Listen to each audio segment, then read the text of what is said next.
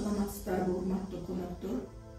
Москва районундагы Бердыгул атындагы жалпы орто билим берүүчү мектебине директорлорунун семинарына кош келиңиздер. Алгач сөзүмдү мектептин тарыхына токтолуп кетейин. Бердыгул атындагы орто мектеби алгач Победа орто мектеби деп 2005-жылга чейин аталып жүрчү. Победа орто мектеби 1930-жылы башталгыч мектеп болуп ачылган. 1964-жылы 8 жылдык, ал эми 1978-жылдан баштап орто мектеби болуп статусу жогорулаган. 1987-жылы типтүү 2 кабаттуу жаңы имарат курулган. Ал жылдары мектепте сабактар 2 тилде окутулган, орус жана кыргыз тилинде. Бирок Советтер Союзунун уралышына байланыштуу орус калкы миграцияга учурап, мектеп кыргыз тилдүү эле болуп калды.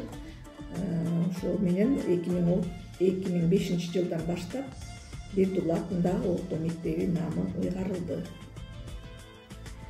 Азыр биз Асан Алиев Бердыгул агайыбыздын музейинде турабыз. Бул музей 2020-жылы агайдын балдарынын демөөрчүлүгү менен ачылган.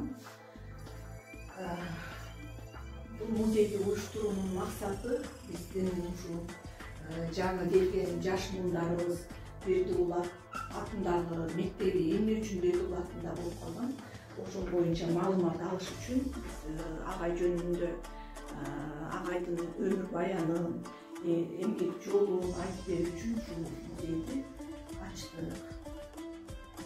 Бердыгул Асан Алиев 1933-жылы Москва районундагы Төлөк айылында туулган. 1953-жылы аскердик кызмат өтүп келгенден кийин Ыстыккөл облусундагы Пржевальск шаарынын Максим Горький атындагы педагогикалык окуу жайын бүтүп, башталгыч мугалимдин адистигине ээ болгон. Бердыгул агай эмгек жолун 1954-жылы 8 жылдык Победа орто мектебинде баштаган. Ал эми 1957-жылы Кыргыз мамлекетинин университетинин сырттан окуу бөлүмүн аяктап, тарых мугалиминин адистигин алган.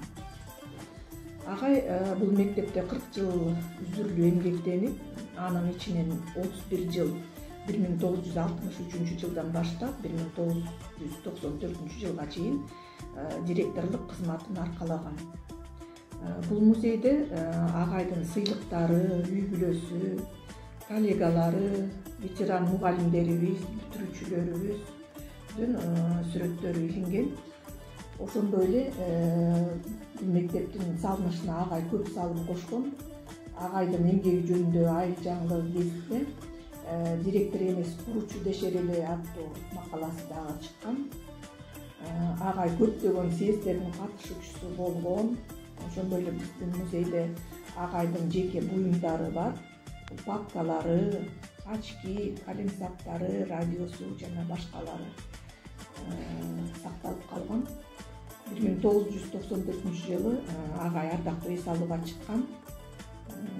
2004-жылы агай 71 жаш турагында каза болгон. Андан кийин 2005-жылы ушу агайдын жаш муундарды окутуп, тарбиялоодо ак ниеттүү эмгеги жана ошол педагогикалык ишмердүүлүгү үчүн Төлөктүн депутаттарынын кеңешинин чечими аркылуу Победа орто мектеби Бердыгул атындагы орто мектебине өзгөртүлгөн. Азыркы учурда бул музейде биз балдар үчүн класстык сааттарды уюштуруп, агайдын өмүр баяны жана эмгеги жөнүндө маалымат беребиз. Бүгүнкү күндө мектепте 16 мугалим эмгектенет. Анын ичинен 14 мугалим жогорку билимдүү, 2 мугалим орто кесиптик билими менен, 4 мугалим билим берүү мыктысы наамына ээ болгон, 6 мугалим Кыргыз Республикасынын билим берүү жана илим министрлигинин ардак грамотасы менен сыйланган. Биздин мектептин проекттик кубаттуулугу 197 баланы түзөт. Бирок бүгүнкү күндө факт катары 232 окуучу окуйт. 2 жылдан бери бизде 11 класс жок болду, бирок быйыл буюрса 11 класс ачылганы турат. Мектепте 10 класстык кабинет, усулдук кабинет, ашкана, спортзал, актовый зал бар. Мектепте бардык шарттар түзүлгөн. Акыркы 3 жылдан бери биз проекттер менен тыгыз иштешип келатабыз. Бул Арис, Мерсика, Агахан, Стимгрант ушул проекттер менен иштешип жатабыз. 2020 жылы Арис проектиси менен 621 миң сомго ички даараткананын капиталдык оңдоо түзөө иштери өтүлдү. Мерсика проектиси менен 308 миңге ашкана шаймандарын алдык. Ошондой эле Төлөк айыл өкмөтү тарабынан 116 миңге пишиблокто оңдоо түзөө иштери өтүлдү. Андан сырткары мектепте видео көзөмөл орнотулган 8 камера менен. Ошондой эле биз ата-энелер менен тыгыз иштешүүдөбүз. Жеке демирчүлөр тарабынан 2 класс комплект эмерек алдык. 27 парта, 54 стул. Жана ошо биринчи этажга фойесине линолеум төшөлдү. Бардыгы 100 миң сомго. Андан сырткары спонсорлор менен экинчи кабаттын фойесиндеги линолеум, чөп чапкыч, спортзалга калорифер, шланг жана башка буюмдар да алынды. Бардыгы 100 миң сомду түздү. Ошондой эле Агахан фондусу менен биргеликте 463 миң 800 сомго билим берүү технологиялары алынды. Анын ичинде 12 компьютер, 1 ноутбук, 2 принтер, 1 түстүү принтер, проектор экраны менен алынды. Ошону менен бизде информатика кабинети жабдыланды. 2021 жылы Стимгрант аркылуу мектептин стадионуна мини футболдук тала курулду. Бул жерде 1 миллион 880 миң Стимгрант, 523 миң Төлөк айыл өкмөтүнүн салымы кошулду. Бүгүнкү семинардын темасы балдарды тарбиялоодо салттуу баалуулуктарга негизделген активдүү жарандык позицияны колдонуу. Салттуу баалуулуктар бул элдин узак тарыхында калыптанып, атадан балага өтүп келе жаткан нарк насил, тарых, каада салт, маданият, тил, адеп эрежелери. Ар бир эл алдыга кадам таштоо менен өзүнүн тарыхын, басып өткөн жолун, баалуулуктарын билүүсү керек.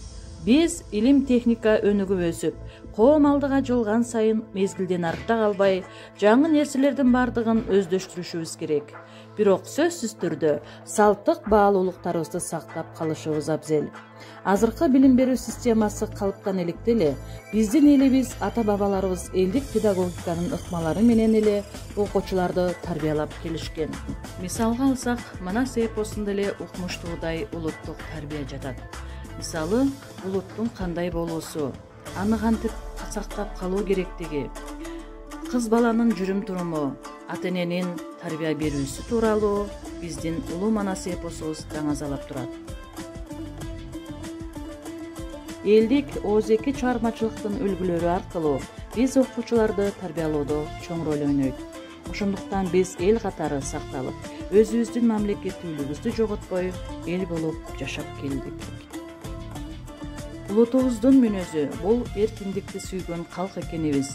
Өзүбүздүн территориябызды, салтыбызды мыкты сактай билгендигибиз бул салттуу баалуулук эмеспи? Окуучуларыбыздын мектептен алган баа жеткис билимин, тарбиясын турмушта колдоно билип, өзүнүн активдүү жарандык позициясын колдонуп, өз кызыкчылыгын, жеке оюн тастыктай билген, өлкөнүн тагдырына кайдыгер карабаган жарандарды тарбиялап чыгарышыбыз керек.